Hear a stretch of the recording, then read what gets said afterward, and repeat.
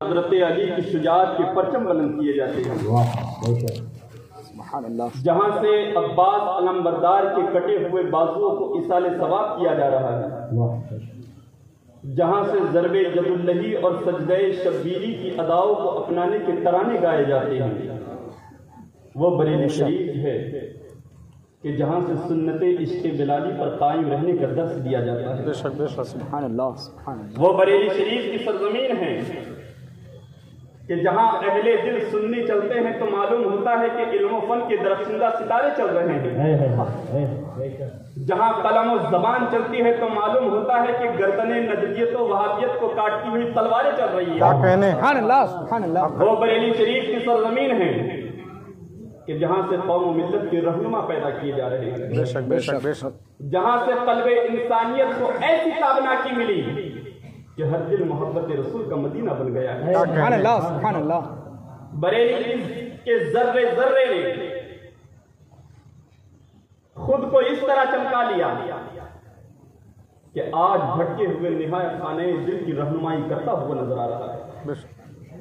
اسی شہر محبت میں اور اسی شہر محبت کو اپنی نورانیت سے عزت بخشنے والی شخصیت کا نام مفتی اعظم، سبحان اللہ سبحان اللہ، جس شہر میں ہمارا محبوب جلوہ فرما ہے، اسی عظیم شخصیت کی یاد منانے کے لیے ہم سب یہاں حاضر آئے ہیں۔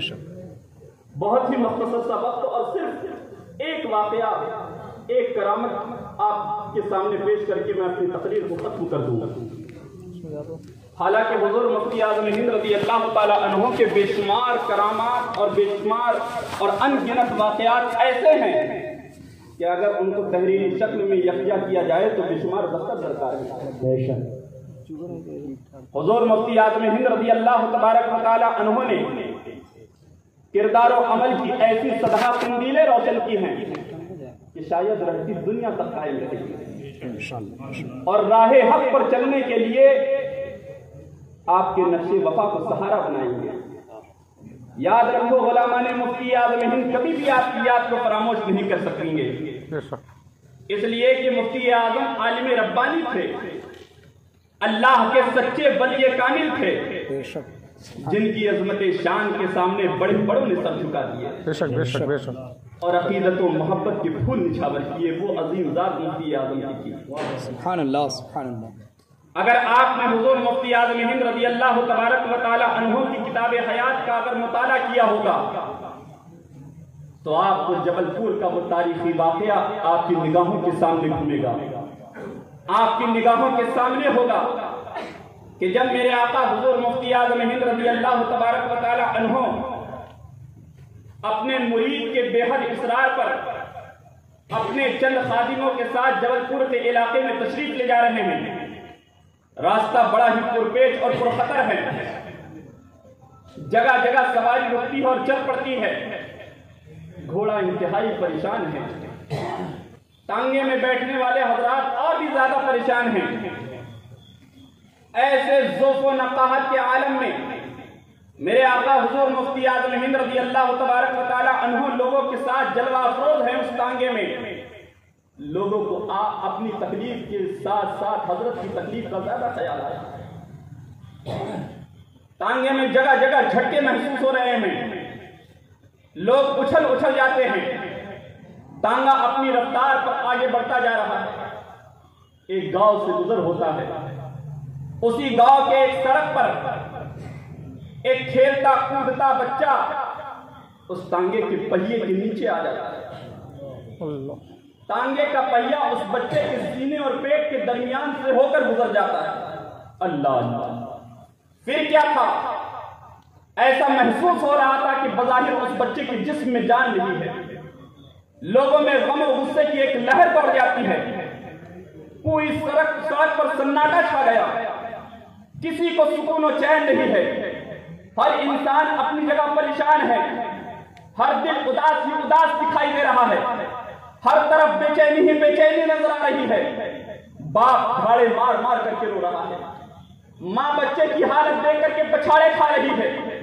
میرے دوست اسی مگر وہی کیا سکتا تھا کہ اسی مجمع میں اللہ کا ایک سچا ولی کامل، نبی کونین کا سچا عاشق، غوث الورا کا صحیح جانشین امام احمد اللہ کی چمکتی ہوئی تلوار ہے کہ جن کے چہرے سے عزم و استقلال کی چٹان نظر آ رہی ہے، جن کے چہرے پر عزم و استقلال کی ایک چٹان ہے، تحمل و بردباری کا ایک دریا ہے جو انتہائی سکون و اطمینان کی موجیں مار رہا ہے۔ میرے آقا حضور مفتی اعظم ہند رضی اللہ تعالیٰ عنہ اپنے خادم سے ارشاد فرماتے ہیں کہ جاؤ اس بچے کو اٹھا کر میری بارگاہ میں لے کر کے آؤ۔ میرے دوستو بظاہر کسی کو ہمت نہ ہوئی، کیونکہ اس بچے کے جسم میں جان نہیں ہے بظاہر، مگر یاد رکھو دنیا ظاہر پر نظر رکھتی ہے مگر اللہ والا ظاہر و باطن دونوں پر نظر رکھتا ہے۔ وہ یہ جانتا ہے کہ یہ قضائے حقیقی نہیں بلکہ قضائے معلق ہے۔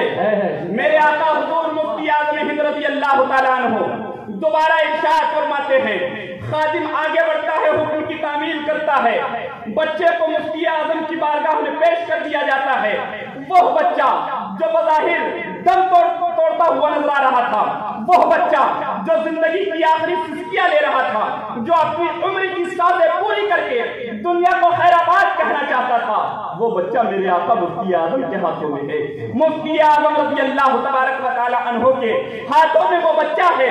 لوگوں کے چہروں کی ہوائیاں اڑ رہی ہیں، ہر طرف لوگ جو ہے پریشان نظر آ رہے ہیں۔ ایسے پرپیش ماحول میں، ایسے غمزدہ وقت میں ایک مقدس ذات مفتی اعظم ہند رضی اللہ تعالی عنہ کی تھی کہ جن کے چہرے پر ملکوت کی حسن تھا، جن کے سبحان اللہ سبحان اللہ کیا بات ہے، سبحان اللہ سبحان اللہ۔ وہ مفتی اعظم رضی اللہ تعالی عنہ بچے کو اپنے ہاتھ میں لیتے ہیں اور پڑھ کر کے اپنا دستے شفا اس بچے کے سینے اور پیٹ کے درمیان سے پھیرتے ہیں۔ دستے شفا پھیرتا کیا تھا؟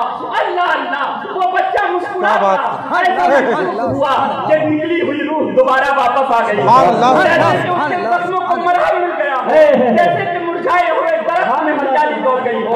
نعرہ تکبیر، چند ہی لمحوں میں نعرہ رسالت یا رسول اللہ، مسلک اعلیٰ حضرت زندہ باد، کرامات حضور مفتی اعظم عالم، زندہ باد۔ چند ہی لمحوں میں اضطراب کی ساری تلخی سکون کی مٹاس میں بدل گئی۔ وہ بچہ جو بظاہر دم توڑ رہا تھا، میرے آقا مفتی اعظم رضی اللہ تعالی عنہ کے دستے شفا کے مس ہوتے ہی وہ بچہ مسکرا پڑا اور اچھل کر کے اپنے گھر کی طرف روانہ ہو گیا۔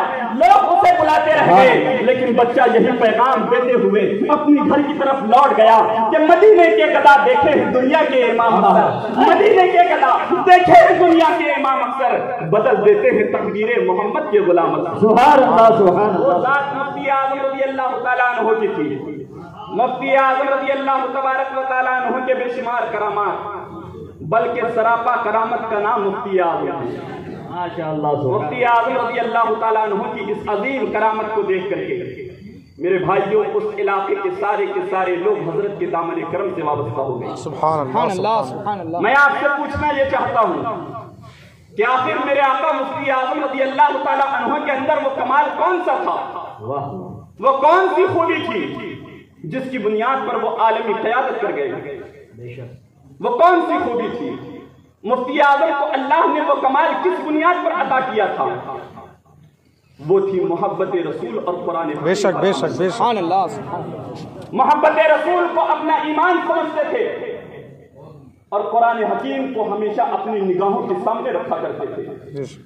کوئی قدم ان کا خلاف قرآن نہ اٹھتا تھا۔ یہی وجہ ہے کہ دنیا ان کے زیر حکم رہی اور وہ حکمراں بن کر کے زندگی گزارتے۔ سبحان اللہ۔ آج ہم ہیں پیارے کہ آج ہم نے ارشاد رسول کو نظر انداز کر کے، قرآن مجید کو چھوڑ کر کے، فرامین الہی کو ٹھکرا کر کے آج ہم نے غیروں کے تہذیب و تمدن کو اختیار کر لیا ہے۔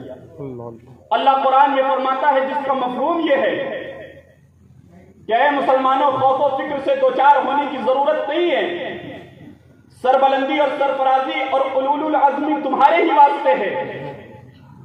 میرے دوستو یاد رہے قرآن کا یہ اعلان ایمان والوں کے لیے ہے، بددینوں کے لیے نہیں ہے۔ مگر آج دیکھا اس کے خلاف جا رہا ہے کہ آج اگر کوئی قوم کنگالی کی زندگی بسر کر رہی ہے تو وہ قوم مسلم ہے۔ آج اگر کوئی قوم ذلیل و خوار نظر آ رہی ہے تو وہ قوم مسلم ہے۔ آج اگر کسی قوم کی آواز سدا بصہرا ہو کر رہ جاتی ہے تو وہ قوم مسلم کی آواز ہے۔ ذرا انصاف کی آنکھ سے ماحول کا جائزہ لیجیے۔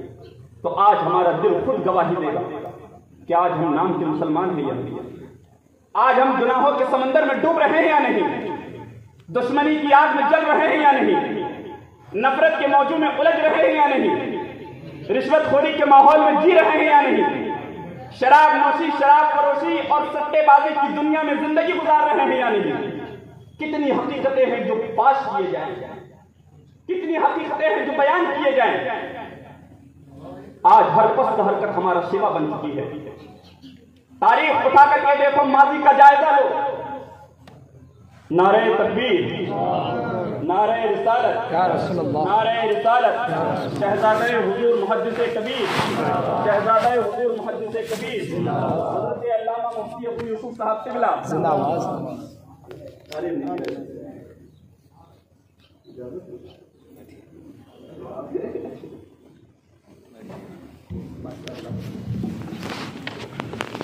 ماشاء اللہ ماشاء اللہ۔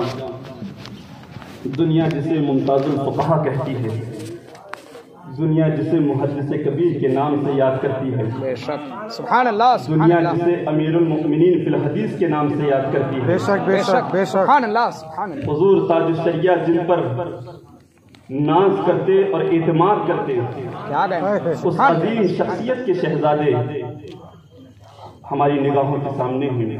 سبحان اللہ، انشاءاللہ آپ کو حضرت کے خطاب نایاب سے محظوظ ہونا ہے۔ میں اپنی بات بہت ہی مختصر طور پر میں اپنی تقریر ختم کروں، چونکہ